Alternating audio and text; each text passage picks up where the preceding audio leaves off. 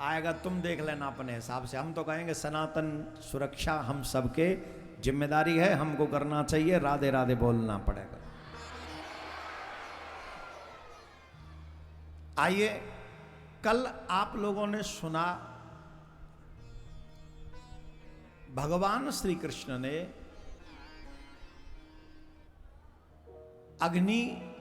भगवान श्री कृष्ण ने पूतना का वध किया। भगवान श्री कृष्ण ने तृणावर्त का वध किया। इंद्र का भी मान मर्दन किया मेरे ठाकुर जी ने। ध्यान से सुनने योग्य बात है, जब भगवान ने 7 दिन 7 रात्रि तक अपनी कनिष्ठ की उंगली पर गिरिराज पर्वत उठाया, क्योंकि इंद्र ने क्रोध करके 7 दिन 7 रात्रि तक घनघोर वर्षा ब्रज के ऊपर करी थी। तो जब काले काले बादल आकाश में घिरे तो सब ब्रजवासी बोले कन्हैया अब नहीं बचेंगे लाला। बोले कहा भयो? बोले देख ऐसे कारे कारे बादल घिरे आए, ऐसा लग रहा हो जैसे इंद्र पूरे ब्रज को बहा देगो। भगवान श्री कृष्ण ने बहुत अच्छी बात कही, जा देवता की तुम पूजा कर रहे हो वा देवता पे विश्वास भी करो। ये हर सनातनी को ये पॉइंट नोट कर लेना चाहिए। तुम्हारा अविश्वास ही तुमको दुख दे रहा है। बड़े बुद्धिजीवी लोग इस बात को ध्यान से सुने। हम राम जी की पूजा करते, हम शिव जी की पूजा करते, हम शंकर जी की पूजा करते, हम हनुमान जी की पूजा करते हैं, पर एक डाउट मन में बना रहता है कि ये हमारी बात मानेंगे कि नहीं, सुनेंगे कि नहीं, हम जो चाहते हैं वो देंगे कि नहीं। और इसी संदेह के कारण हमें वो प्राप्त नहीं हो पाता जो हमें प्राप्त होना चाहिए। अगर हम ये चाहते हैं कि भगवान हमारी प्रार्थना स्वीकार करे, एक्सेप्ट करे, तो उसके लिए परम आवश्यक है कि हम भगवान पर वैसे ही विश्वास करें जैसे एक अबोध बच्चा अपनी मां पे विश्वास करता है।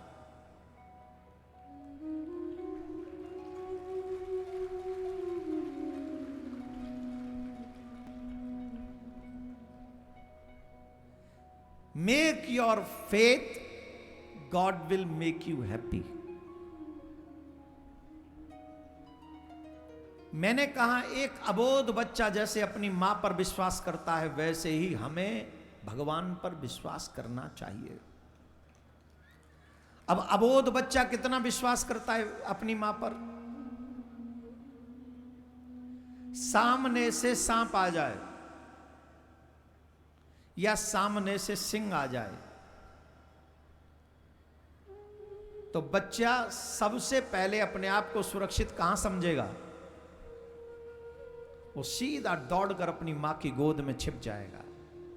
और वो बच्चा ये जानता है कि मां चाहे जो अपने ऊपर सह लेगी पर मुझ पे आंच आने नहीं देगी। इतना विश्वास वो बच्चा अपनी मां के ऊपर करता है। यही विश्वास हमें भगवान पे होना चाहिए कि ब्रह्मांड में चाहे जो हो जाए पर हमारा ठाकुर जी हमें कुछ होने नहीं देगा। अब प्रॉब्लम कहां आती है? गुरु मंत्र तो ले लिया सीताराम जी का। अब टीवी पे और कोई प्रवचन आ रहे थे, वो बड़े जादू टोना बता रहे थे, तो हमने भगवान को तो रख दिया साइड में, अब जादू टोना में लग गए। एक नींबू लो नींबू, उसमें 4 कील गाड़ो कील, और रात्रि में तुम्हें कोई देखे नहीं, चौराहे पे रखाओ, तुम्हारी मनोकामना सिद्ध हो जाएंगी। अब राम जी आ गए, मंदिर में बैठे राम जी। अब राम जी कहां धरे? मंदिर में। अब हमारे कहा जे राम जी ते ज्यादा बलवान कौन है? एक नींबू 4 कील, और कोई देखे नहीं, ये सबसे बड़ा बलवान है। राम जी के बाण में दम ना रहो, अब तो इन नींबू में बल आएगो। और राम जी वहीं धरे जो सुबह शाम आरती करनी है राम जी की, तो भय प्रकट कर पाला दीन दयाला वो वहीं रहेंगे राम जी मंदिर में, और नींबू असर होगा नींबू का।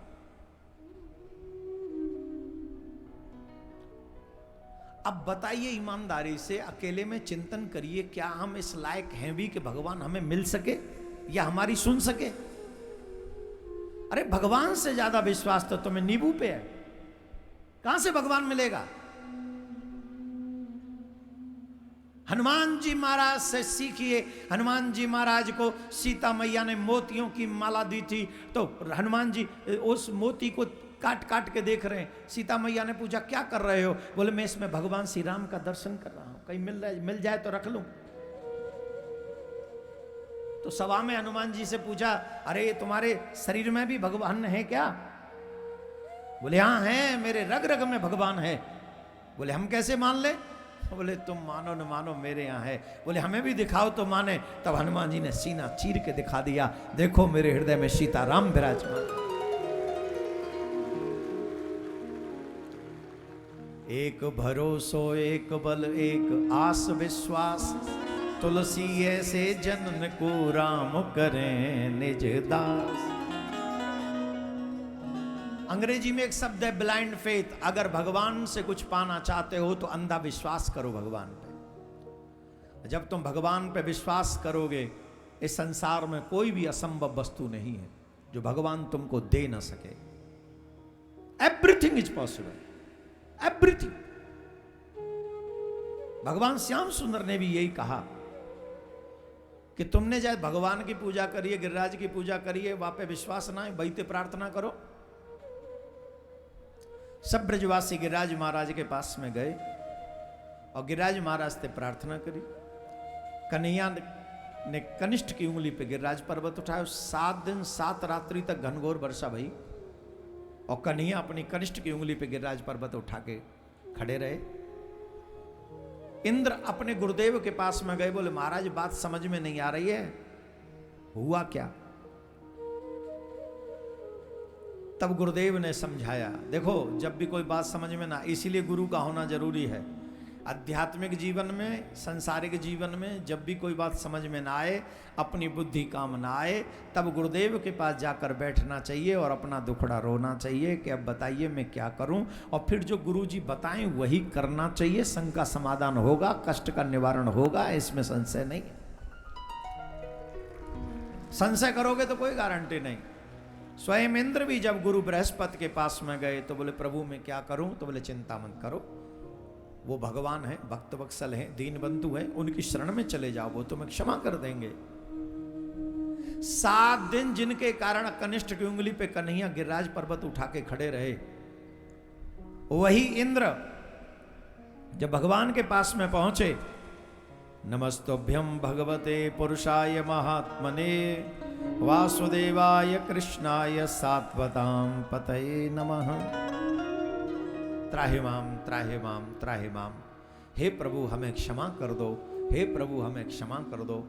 अज्ञानता के कारण हम आपको पहचान नहीं सके, इसीलिए हम ये अपराध, ये धृष्टता कर सके, हमें क्षमा कर दीजिए। भगवान बोले तुमने कोई अपराध नहीं किया।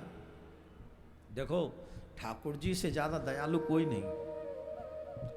हम तुमसे कहें कि तुम 7 किलो वजन उठा के 7 घंटे खड़े रहो, और जिसके कारण खड़े रहोगे उसे फिर आशीर्वाद दोगे? जवाब दो। हमारे कहने से 7 किलो वजन कौन उठा के खड़ा रहेगा? एक ही हाथ पे, यूं यूं करके, बस पूरे हाथ पे, कनिष्ठ की उंगली पे नहीं। ए हरी साड़ी, बैठ जाओ री, कहां जा रही हो? ए सुनना ही नहीं हो, बैठ जाओ। कोई बुला रहे हैं क्या? एरी कोई बुला रहे हैं? प्राणनाथ तो नहीं आए, मालिक तो नहीं आए। मालिक कहते हैं ना यहाँ पति, पति को मालिक कहते हैं। हाँ हाँ मालिक, कितना अच्छा लगता है, ऐसा लगता है जैसे स्वयं जगतपति पधारे हैं। मालिक, प्राण वल्लभ, और क्या क्या कहते हैं? मालिक और है, बताओ काका कहते हैं? मर्दवा।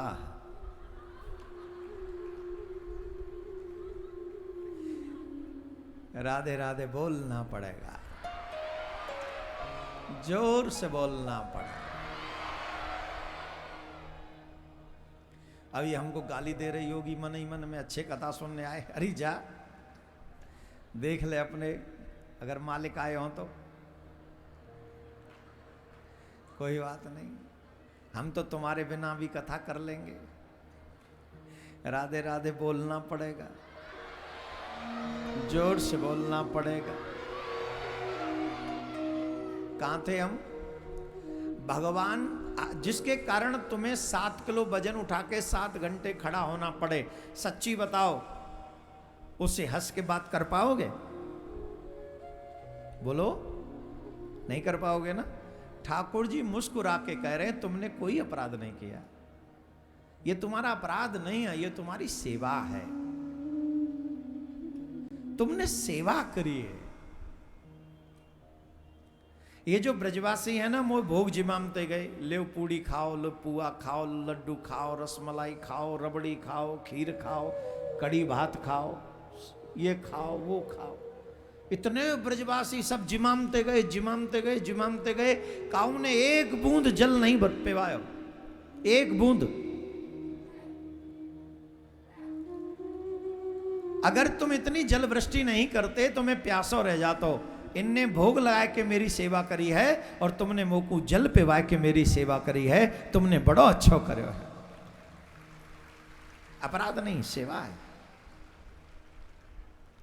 अब बताओ, ऐसे दयालु कन्हैया, वहीं पे सुरभि गाय भी पधारी। सुरभि गाय ने भी भगवान की स्तुति की। कृष्ण कृष्ण महायोगिन विश्वात्मा विश्व संभव भवता लोकनाथेन सनाथा वयमुच्यता।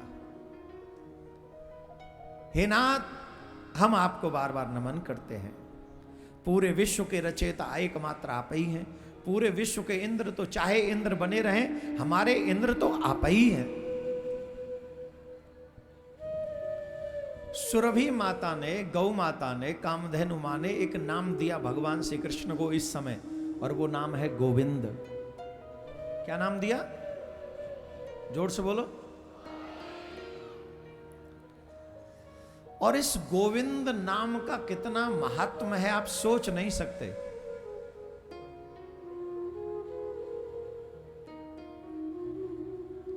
सौ कल्प प्रयागराज में, मतलब 100 बार कल्पवास करने का जो फल है प्रयागराज में, वो फल जो है सिर्फ गोविंद नाम उच्चारण करने मात्र से मिल जाता है। अगर कोई श्रद्धा से गोविंद नाम उच्चारण करे,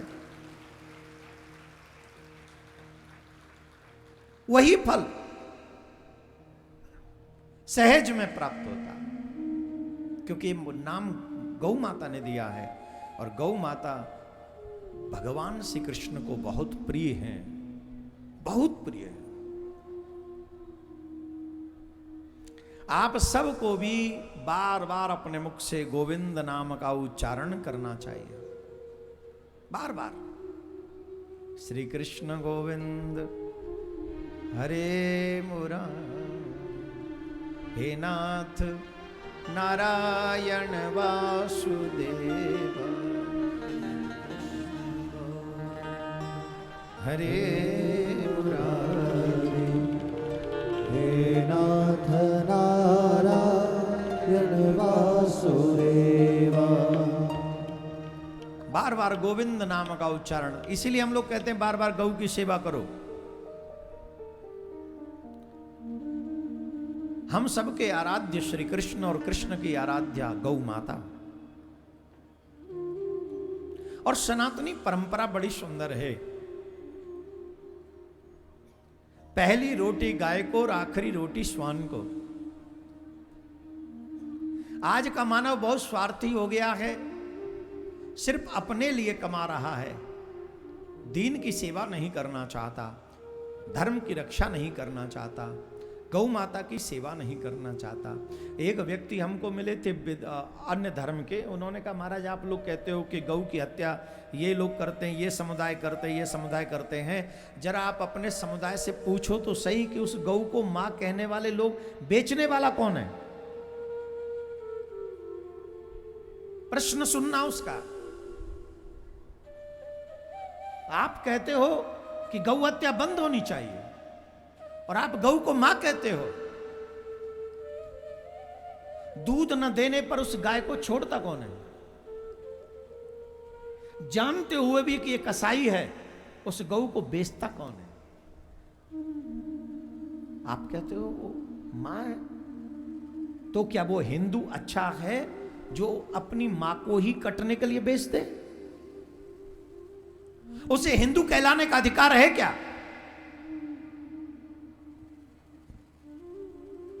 यह प्रश्न है। और आई एम सॉरी टू से माय डियर, अब तो ऐसी ऐसी घटनाएं सामने आ रही हैं। गौ मांस में इन्वॉल्व हैं कुछ हिंदू भी, गौ की हत्या में। और पता नहीं उनके पुरखा पंगत क्या जवाब देंगे ऊपर भगवान को। वो पैसा कमाने में वो भी पीछे नहीं है इसमें।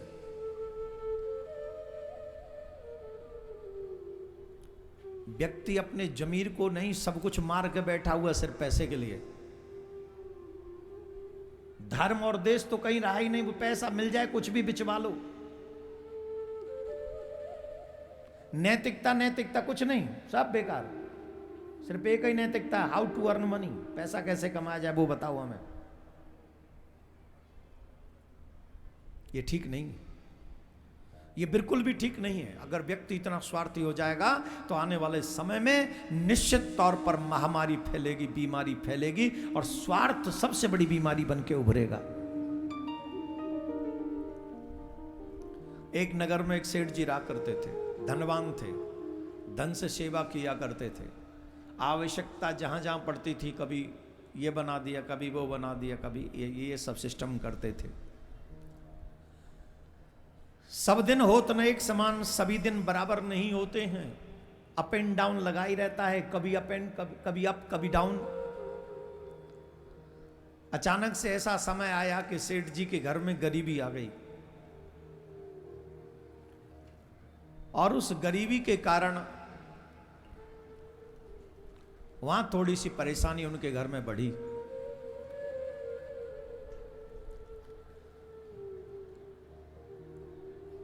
खाने पीने की भी समस्या बढ़ने लगी।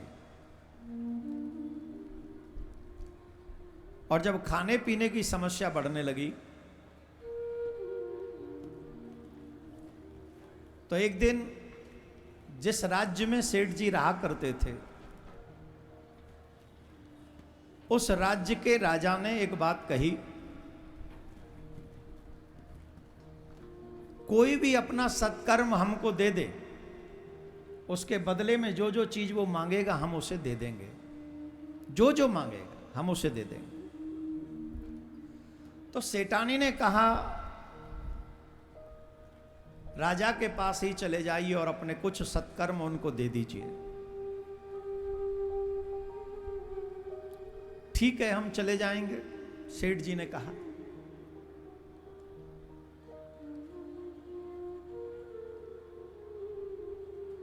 सेठानी ने 4 परांठे बना के रख दिए कि आप जाओ।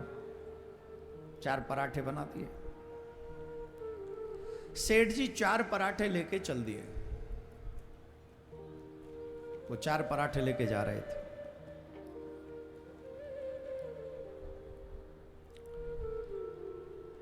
दोपहर हो गई, दोपहर का भोजन करना था।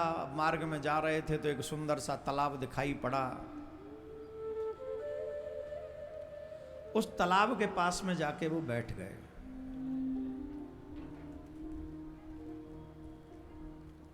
और उस तालाब में जाकर जब तालाब के पास बैठ गए, हाथ मुंह धोया। हाथ मुंह धो के जब वो बैठे, जैसे ही रोटी खोली, उसी समय श्वान की पत्नी, जिसने अभी अभी कुछ बच्चों को जन्म दिया था,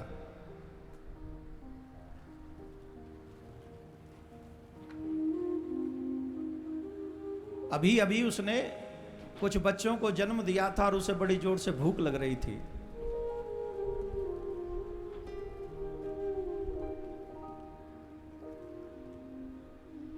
तो सेठ जी को लगा कि मैं 2 रोटी इसे दे देता हूं, 2 रोटी मैं खा लेता हूं।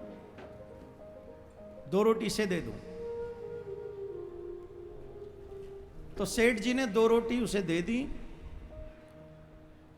और उसने वो 2 रोटी जल्दी जल्दी खा के खत्म कर दी, क्योंकि उसे बहुत तेज भूख लग रही थी। जल्दी जल्दी खा के खत्म कर दी।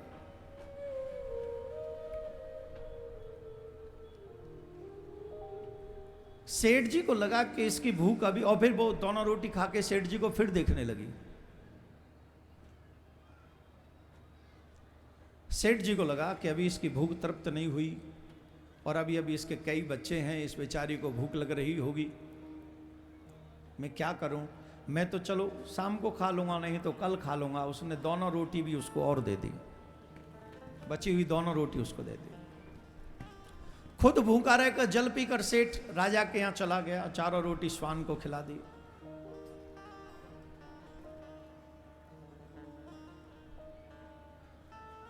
राजा की सभा में उपस्थित हुआ। राजा ने पूछा, बताओ सेठ जी, क्या क्या शुभ काम किए तुमने? जो जो शुभ काम किए हमको बताओ, फिर हम बताएंगे कि तुम्हें क्या दिया जा सकता है। मैंने ये करवाया, मैंने ये करवाया, मैंने ये करवाया, मैंने ये करवाया, मैंने ये करवाया।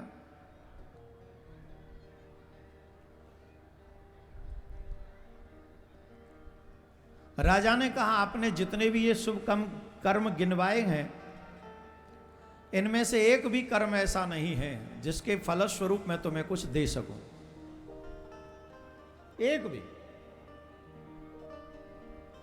एक भी शुभ कर्म ऐसा नहीं। और कोई शुभ कर्म हो तो बताओ जिसके फलस्वरूप तुम्हें कुछ दिया जा सके। सेठ जी को लगा जब इतने इतने बड़े कोई कर्म नहीं है कुछ आपकी दृष्टि में, तो फिर तो और तो मैंने कुछ किया ही नहीं। सेठ जी जाने लगे, तब राजा ने कहा, नहीं, एक कर्म तुमसे अच्छा हुआ जिसे तुम भूल रहे हो, जिसे तुम बता नहीं रहे हो। बोले क्या? बोले जब तुम आ रहे थे तो तुमने श्वान को अपने बट की रोटी खिलाई थी, भूखे श्वान को तुमने रोटी खिलाई थी। वो भी शुभ कर्म है, उसके बदले कुछ ले लो। सेठ जी ने कहा, बदले में तो मैं बाद में लूंगा जो कुछ लेना होगा, पर मुझे एक बात बताओ, इतने बड़े बड़े कर्म मैंने आपको गिनाए, नलकूप, जो नलकूप होते ना पहले, कुआं इत्यादि खुदवाते थे, प्याऊ लगवाते थे, भोजन करवाते थे, ये करवाते थे, वो करवाते थे, यज्ञ करवाया, कथाएं सुनी, व्रत किए, वो मैंने तुमको बताया, वो तुम आपने कहा कि वो कुछ है ही नहीं।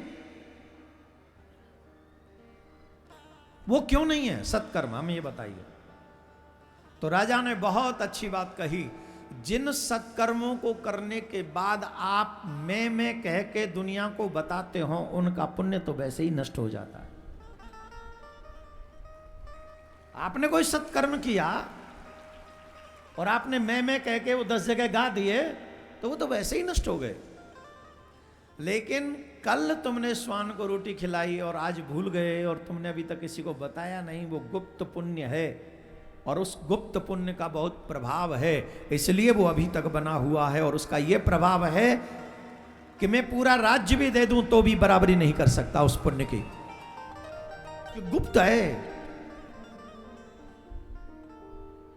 आप सोचिए, राजा ने उन्हें देकर जो चाहते थे वो देकर तृप्त करके उनको भेजा।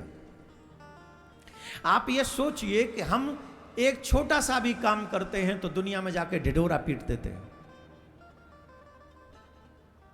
और गौ हमने अपने आप निकाल दी घरों से। जिसकी सेवा गुप्त रूप से चलती रहती थी, सबको लगता था ठीक है, लेकिन अब हमने गौ को अपने घर से निकाल दिया। इसीलिए हम बार बार कह रहे हैं, पहली रोटी गौ के लिए निकालो, और घर में अगर श्वान इत्यादि आ जाएं तो उन्हें रोटी देकर विदा करो, कोई भी आ जाए। और जब सत्कर्म करो तो सत्कर्म का ढिढोरा मत पीटो, उन सत्कर्म को करके भूल जाओ। मैंने किया है ऐसा भी मत सोचो, मेरे ठाकुर जी ने मुझे इस लायक समझा और मुझसे ये शुभ कर्म करा लिया, ये मेरे गोविंद की लीला है, उनकी मर्जी है, उनकी कृपा है।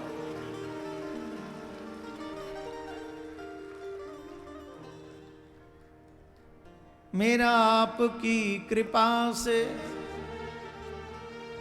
सब काम हो रहा है, करते हो तुम कन्हैया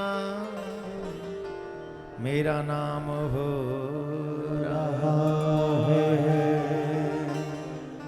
तो भगवान ने इंद्रदेव के अभिमान को नष्ट किया गिरिराज पर्वत उठाकर। तो यहां दो चीजें हमें सीखने को मिलती हैं। पहला, कोई भी सत्कर्म करो उसे भूल जाओ। दूसरा, जिस देवता पर आप विश्वास करते हो, जिसकी पूजा करते हो, जिसे मानते हो, जिनका मंत्र जाप करते हो, उस देवता पर ब्लाइंडली फेथ करो, विश्वास करो 100%, और उसे छोड़कर किसी और के आगे हाथ मत फैलाओ। जो भी कुछ मांगना उसी से मांगो, और सच मानिए देना होगा तो वही दे देंगे। और तुम्हारे भाग्य में नहीं तो कहीं भी भटकते रहो, भूत प्रेत पिशाच की पूजा करो, जादू टोना, एक नींबू में 4 नहीं 8 कील ठोको, है मजाले कुछ मिल जाए, कुछ नहीं मिलना। आग्रह बार बार आप सबसे, अपने इष्ट पे सच्चा विश्वास करो। राधे राधे बोलना पड़ेगा, जोर से बोलना पड़ेगा। गिरिराज पूजन की लीला हुई। फिर आइए हम एक बहुत सुंदर लीला की तरफ चलते हैं।